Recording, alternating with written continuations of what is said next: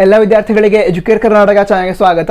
ಹಿಂದಿನ ಹಲವಾರು ದಿನಗಳಿಂದ ಹಲವಾರು ವಿದ್ಯಾರ್ಥಿಗಳು ಮಿಡ್ ಟರ್ಮ್ ಎಕ್ಸಾಮ್ಗೆ ಸಂಬಂಧಿಸಿದಂತೆ ಯಾವುದಾದ್ರೂ ವಿಷಯದ ಬ್ಲೂ ಪ್ರಿಂಟ್ ಸಿಕ್ಕರೆ ಅದ್ರ ಬಗ್ಗೆ ಮಾಹಿತಿಯನ್ನು ನೀಡಿ ಅಂತ ಕೇಳ್ತಾ ಇದ್ರು. ಈ ವಿಡಿಯೋದಲ್ಲಿ ಫಿಸಿಕ್ಸ್ ಸಬ್ಜೆಕ್ಟ್ ಏನಿದೆ ಅದರ ಬ್ಲೂ ಪ್ರಿಂಟ್ ಬಗ್ಗೆ ಮಾಹಿತಿಯನ್ನು ತಿಳಿದುಕೊಳ್ತಾ ಇದ್ದಾವೆ. ವಿಡಿಯೋ ನಿಮಗೆ ಖಂಡಿತವಾಗಿಯೂ ಇಷ್ಟ ಆಗುತ್ತೆ, ಅದೇ ರೀತಿ ಸಹಾಯ ಕೂಡ. ವಿಡಿಯೋನ ಪೂರ್ತಿಯಾಗಿ ನೋಡ್ತೀರಾ, ವಿಡಿಯೋನ ತಪ್ಪದೆ ಲೈಕ್ ಮಾಡಿ. 2000 ಲೈಕ್ಸ್ ಹೆಚ್ಚೇ ಲೈಕ್ಸ್ ಆಗುತ್ತೆ, ಪ್ರತಿಯೊಬ್ಬರು ಕೂಡ ಮರಿದೆ ಲೈಕ್ ಮಾಡಿ.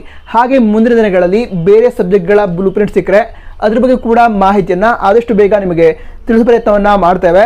ನಮ್ಮ ಚಾನಲ್ ಏನಿದೆ ಎಜುಕೇರ್ ಕರ್ನಾಟಕ, ಅದನ್ನು ಇದುವರೆಗೆ ಸಬ್ಸ್ಕ್ರೈಬ್ ಮಾಡದೇ ಇದ್ದರೆ ತಪ್ಪದೆ ಸಬ್ಸ್ಕ್ರೈಬ್ ಮಾಡಿ. ಸಬ್ಸ್ಕ್ರೈಬ್ ಆದ ನಂತರ ಅದರ ಪಕ್ಕದಲ್ಲಿ ಬೆಲ್ ಐಕನ್ ಇರುತ್ತೆ, ಅದನ್ನು ಕ್ಲಿಕ್ ಮಾಡಿ ಆಲ್ ಆಪ್ಷನ್ ಕೂಡ ಸೆಲೆಕ್ಟ್ ಮಾಡಿ. ಆಯಿತಾ? ತುಂಬ ಧನ್ಯವಾದ. ಸರಿ, ಈಗ ವಿಷಯಗಳನ್ನು ತಿಳಿದುಕೊಳ್ತಾ ಹೋಗೋಣ. ಮೊದಲನೇದಾಗಿ ಈ ಒಂದು ಮಿಡ್ ಟರ್ಮ್ ಎಕ್ಸಾಮ್ ಏನಿದೆ ಅಂದರೆ ಅರ್ಧವಾರ್ಷಿಕ ಪರೀಕ್ಷೆ ಏನಿದೆ ಅದರಲ್ಲಿ ಫಿಸಿಕ್ಸ್ ಸಬ್ಜೆಕ್ಟ್ಗೆ ಸಂಬಂಧಿಸಿದಂತೆ ಈ ಎಲ್ಲ ಪಾಠಗಳು ಅಂದರೆ ಈ ಎಲ್ಲ ಚಾಪ್ಟರ್ಸ್ ಇರುತ್ತೆ ಮಿಡ್ ಟರ್ಮ್ ಎಕ್ಸಾಮ್ಗೆ. ಅಂದರೆ ಈ ಎಲ್ಲ ಚಾಪ್ಟರ್ಸ್ಗಳಿಂದ ಪ್ರಶ್ನೆಗಳು ಅಂದರೆ ಕ್ವಶನ್ಸ್ಗಳು ಮಿಡ್ ಟರ್ಮ್ ಎಕ್ಸಾಮ್ನಲ್ಲಿ ಬರುತ್ತೆ. ಈಗ ಯಾವ ಚಾಪ್ಟರ್ನಿಂದ ಎಷ್ಟು ಮಾರ್ಕ್ಸ್ನ ಕ್ವಶನ್ಸ್ ಬರುತ್ತೆ ಅಂತ ತಿಳಿದುಕೊಳ್ತಾ ಹೋಗೋಣ. ಮೊದಲನೇದಾಗಿ electric charges and fields physics subject ಏನಿದೆ ಅದರ ಫಸ್ಟ್ ಚಾಪ್ಟರ್. ಓಕೆನಾ? ಸೆಕೆಂಡ್ PUC ವಿದ್ಯಾರ್ಥಿಗಳ ಫಿಸಿಕ್ಸ್ನ first chapter electric charges and fields. ಇದರಲ್ಲಿ ಕೆಲವೊಂದು ಕಾನ್ಸೆಪ್ಟ್ ಬರುತ್ತೆ. ಯಾವುದು? ಎಲೆಕ್ಟ್ರಿಕ್ ಚಾರ್ಜಸ್ ಅಂದರೆ ಏನು, ಪ್ರಾಪರ್ಟೀಸ್ ಆಫ್ ಎಲೆಕ್ಟ್ರಿಕ್ ಚಾರ್ಜಸ್, ನಂತರ ಕೂಲಾಂಬ್ಸ್ ಲಾ ಬರುತ್ತೆ, ಇಂಪಾರ್ಟೆಂಟ್ ಟಾಪಿಕ್. ನಂತರ ಎಲೆಕ್ಟ್ರಿಕ್ ಫೀಲ್ಡ್ಸ್ ಬಗ್ಗೆ ಬರುತ್ತೆ, ಎಲೆಕ್ಟ್ರಿಕ್ ಫೀಲ್ಡ್ ಲೈನ್ನ ಪ್ರಾಪರ್ಟೀಸ್ ಬರುತ್ತೆ. ನಂತರ ಗಾಸ್ ಲಾ ಬರುತ್ತೆ, ಅಪ್ಲಿಕೇಶನ್ ಆಫ್ ಗಾಸ್ ಲಾಸ್ ಬರುತ್ತೆ. ಸೊ ಈ ರೀತಿ ಈ ಎಲ್ಲ ಪ್ರಶ್ನೆಗಳು ಬರುತ್ತೆ. ಯಾವುದು? Electric charges and fields. ಈ ಒಂದು ಪಾಠ ಅಥವಾ ಈ ಒಂದು ಚಾಪ್ಟರ್ ಏನಿದೆ ಅದರ ಮೇಲೆ 14 ಮಾರ್ಕ್ಸ್ ಅಥವಾ 14 ಅಂಕಗಳ ಪ್ರಶ್ನೆಗಳು ಮಿಡ್ ಟರ್ಮ್ ಎಕ್ಸಾಮ್ನಲ್ಲಿ ಬರುತ್ತೆ.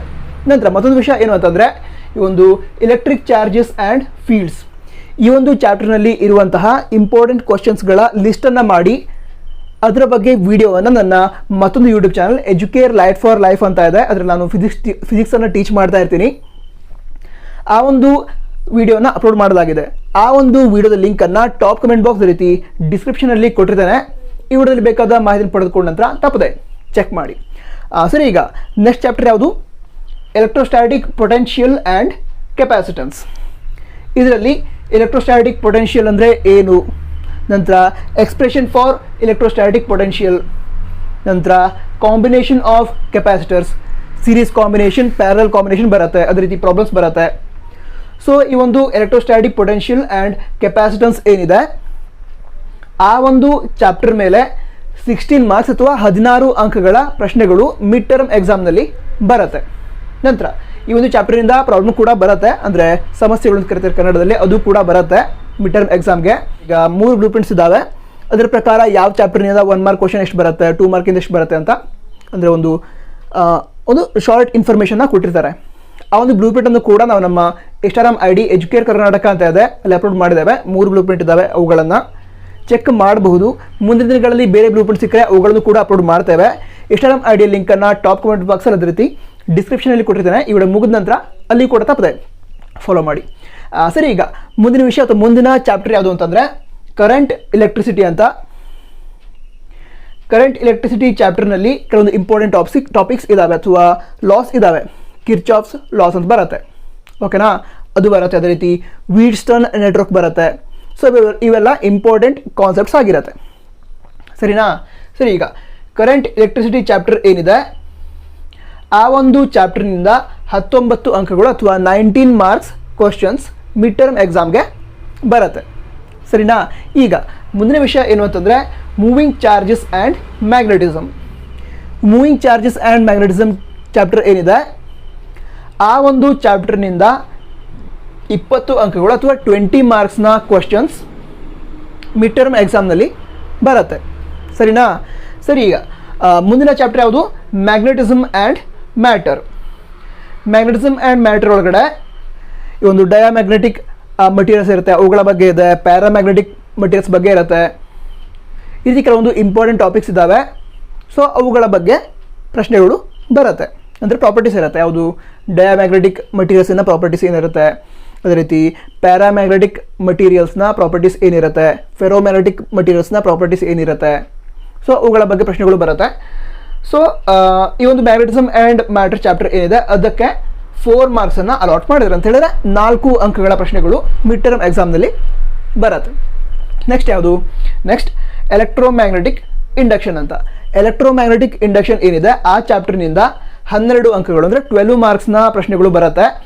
ಇದರಲ್ಲಿ ಇರುವಂತಹ ಇಂಪಾರ್ಟೆಂಟ್ ಟಾಪಿಕ್ಸ್ ಯಾವುದು ಅಂತ ಹೇಳಿದ್ರೆ ಫ್ಯಾರಡೇಸ್ ಲಾಸ್ ಬರುತ್ತೆ, ಅದು ಫ್ಯಾರಡೇಸ್ ಲಾ ಅಂತ ಬರುತ್ತೆ, ಅದೇ ರೀತಿ ಲೆನ್ಸ್ ಲಾ ಬರುತ್ತೆ, ನಂತರ ಸೆಲ್ಫ್ ಇಂಡಕ್ಷನ್, ಮ್ಯೂಚುವಲ್ ಇಂಡಕ್ಷನ್, ಈ ರೀತಿ ಕೆಲವೊಂದು ಕಾನ್ಸೆಪ್ಟ್ ಬರುತ್ತೆ, ಇಂಪಾರ್ಟೆಂಟ್ ಇದ್ದಾವೆ. ಸೊ ಆ ಒಂದು ಚಾಪ್ಟರ್ ಏನಿದೆ ಎಲೆಕ್ಟ್ರೋಮ್ಯಾಗ್ನೆಟಿಕ್ ಇಂಡಕ್ಷನ್, ಆ ಒಂದು ಚಾಪ್ಟರ್ನಿಂದ 12 ಮಾರ್ಕ್ಸ್ ಅಥವಾ 12 ಅಂಕಗಳ ಪ್ರಶ್ನೆಗಳು ಮಿಡ್ ಟರ್ಮ್ ಎಕ್ಸಾಮ್ನಲ್ಲಿ ಬರುತ್ತೆ. ನೆಕ್ಸ್ಟ್ ಯಾವುದು?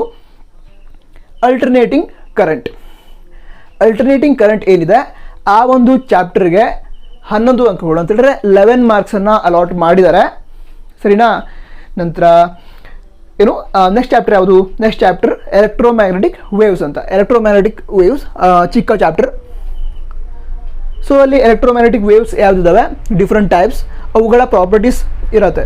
ಸೊ ಈ ಒಂದು ಎಲೆಕ್ಟ್ರೋಮ್ಯಾಗ್ನೆಟಿಕ್ ವೇವ್ಸ್ ಏನು ಚಾಪ್ಟರ್ ಇದೆ ಅದರಿಂದ 1 ಮಾರ್ಕ್ ಕ್ವಶನ್ ಮಿಡ್ ಟರ್ಮ್ ಎಕ್ಸಾಮ್ನಲ್ಲಿ ಬರುತ್ತೆ, 1 ಮಾರ್ಕ್ ಕ್ವಶನ್. ಓಕೆ, ನೆಕ್ಸ್ಟ್ ಅಂದರೆ 1 ಮಾರ್ಕ್ ಸೆಕ್ಷನ್ ಇರುತ್ತಲ್ಲ ಅದರೊಳಗಡೆ ಬರುತ್ತೆ ಇದು ಕ್ವಶನ್.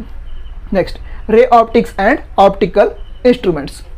ರೇ ಆಪ್ಟಿಕ್ಸ್ ಆ್ಯಂಡ್ ಆಪ್ಟಿಕಲ್ ಇನ್ಸ್ಟ್ರೂಮೆಂಟ್ಸ್ ಈ ಒಂದು ಚಾಪ್ಟರ್ ಬಗ್ಗೆ ಕೂಡ ಕೆಲವೊಂದು ವೀಡಿಯೋನ ನನ್ನ ಫಿಸಿಕ್ಸ್ ಟೀಚ್ ಮಾಡುವಂತಹ ಚಾನಲ್ ಅಪ್ಲೋಡ್ ಮಾಡಿದ್ದೇನೆ, ಚೆಕ್ ಮಾಡಿ. ನಂತರ ಈ ಒಂದು ಚಾಪ್ಟರ್ನಲ್ಲಿ ಯಾವುದು ರಿಫ್ರ್ಯಾಕ್ಷನ್ ಅಂತ ಬರುತ್ತೆ, ರಿಫ್ರ್ಯಾಕ್ಷನ್ನ ಲಾಸ್ ಇರುತ್ತೆ ಅವು ಬರುತ್ತೆ. ನಂತರ ಟೋಟಲ್ ಇಂಟರ್ನಲ್ ರಿಫ್ಲೆಕ್ಷನ್ ಅಂತ ಬರುತ್ತೆ. ನಂತರ ಆಪ್ಟಿಕಲ್ ಇನ್ಸ್ಟ್ರೂಮೆಂಟ್ಸ್ ಅಂತ ಇರೋದಾವೆ, ಅವುಗಳ ಬಗ್ಗೆ ಡೀಟೇಲ್ಸ್ ಇರುತ್ತೆ.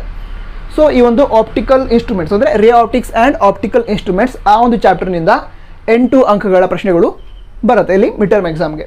ಟೋಟಲ್ 105 ಅಂತ ಹೇಳಿದ್ರೆ 105 ಅಂಕಗಳಿಗೆ ಪ್ರಶ್ನೆ ಪತ್ರಿಕೆಗಳಲ್ಲಿ ಪ್ರಶ್ನೆಗಳು ಇರುತ್ತೆ. ನಂತರ ನಿಮಗೆ ಆಪ್ಷನ್ಸ್ ಇರುತ್ತಲ್ಲ, ಸೊ ಆಪ್ಷನ್ಸ್ ಪ್ರಕಾರ ನೀವು ಆಯ್ಕೆ ಮಾಡಿ ನೀವು ನಿಮ್ಮ ಚಾಯ್ಸ್ನ ಅಥವಾ ನಿಮ್ಗೆ ಯಾವ ಕ್ವಶನ್ಸ್ಗೆ ಆನ್ಸರ್ ಬರುತ್ತೋ ಅದಕ್ಕೆ ಆನ್ಸರನ್ನು ಬರಿಬಹುದು. ಇಷ್ಟು ಡೀಟೇಲ್ಸ್ ಆಯಿತು. ನಂತರ ಪ್ರಾರಂಭದಲ್ಲಿ ಹೇಳಿದ್ದೆ ಏನು, ಇನ್ಸ್ಟಾಗ್ರಾಮ್ ID, ಅದೇ ರೀತಿ ಯೂಟ್ಯೂಬ್ ಚಾನಲ್, ಮತ್ತೊಂದು ಯೂಟ್ಯೂಬ್ ಚಾನಲ್, ಅದರೊಳಗಡೆ ಫಿಸಿಕ್ಸ್ ಟೀಚ್ ಮಾಡ್ತಾ ಇರ್ತಾನೆ. ಇನ್ಸ್ಟಾಗ್ರಾಮ್ IDಯಲ್ಲಿ ಈ ಒಂದು ಬ್ಲೂ ಪ್ರಿಂಟ್ಗಳ ಅಂದರೆ ಈ ಒಂದು ಬ್ಲೂ ಪ್ರಿಂಟ್ ಏನಿದೆ ಅದನ್ನು ಅಪ್ಲೋಡ್ ಮಾಡಿದ್ದೇನೆ. ಮುಂದಿನ ದಿನಗಳಲ್ಲಿ ಬಂದರೆ ಅವುಗಳನ್ನು ಕೂಡ ಅಪ್ಲೋಡ್ ಮಾಡಿರ್ತಾನೆ. ಇನ್ಸ್ಟಾಗ್ರಾಮ್ ID ಅದೇ ರೀತಿ ಆ ಒಂದು ಯೂಟ್ಯೂಬ್ ಚಾನಲ್ ಲಿಂಕನ್ನು ಟಾಪ್ ಕಮೆಂಟ್ ಬಾಕ್ಸ್ ರೀತಿ ಡಿಸ್ಕ್ರಿಪ್ಷನಲ್ಲಿ ಕೊಟ್ಟಿದ್ದಾನೆ. ಸೊ ತಪ್ಪದೆ ಫಾಲೋ ಮಾಡಿ, ಹಾಗೆ ಆ ಒಂದು ಚಾನಲ್ನ ಸಬ್ಸ್ಕ್ರೈಬ್ ಕೂಡ ಮಾಡಿ. ವಿಡಿಯೋ ಸಹಾಯ ಆಗಿದ್ದರೆ ನಿಮ್ಮ ಅನಿಸಿಕೆಯನ್ನು ಕಮೆಂಟ್ ಬಾಕ್ಸಲ್ಲಿ ತಿಳಿಸಬಹುದು. ಹಾಗೆ ಮತ್ತೊಂದು ವಿಷಯ ಏನು ಅಂತಂದರೆ, ನೀವು ಯಾವ ಊರಿನಲ್ಲಿ ಇದ್ದೀರಾ ಅಂತ ಹೇಳಿದ್ರೆ ನಿಮ್ಮ ಊರು ಯಾವುದು, ಅದೇ ರೀತಿ ನಿಮ್ಮ ಜಿಲ್ಲೆ ಯಾವುದು ಅಂತ ಕಮೆಂಟ್ ಬಾಕ್ಸಲ್ಲಿ ತಿಳಿಸಿ. ಯಾಕೆ ಅಂತಂದರೆ ನನ್ನ ವ್ಯೂವರ್ಸ್ ಏನಿದ್ದಾರೆ ಅವರು ಯಾವ್ಯಾವ ಊರಿನಲ್ಲಿ ಅಥವಾ ಯಾವ್ಯಾವ ಜಿಲ್ಲೆಯಲ್ಲಿದ್ದಾರೆ ಅಂತ ತಿಳಿದುಕೊಳ್ಳೋದಕ್ಕಷ್ಟೇ, ಸರಿನಾ? ವಿಡಿಯೋ ಸಹಾಯ ಆಗಿದ್ರೆ ನಿಮಗೆಲ್ಲರೂ ಕೂಡ ಶೇರ್ ಮಾಡಬಹುದು. ಓಕೆನಾ? ವಿಡಿಯೋನ ಪೂರ್ತಿ ನೋಡೋದಕ್ಕಾಗಿ ಎಲ್ಲರಿಗೂ ಧನ್ಯವಾದ.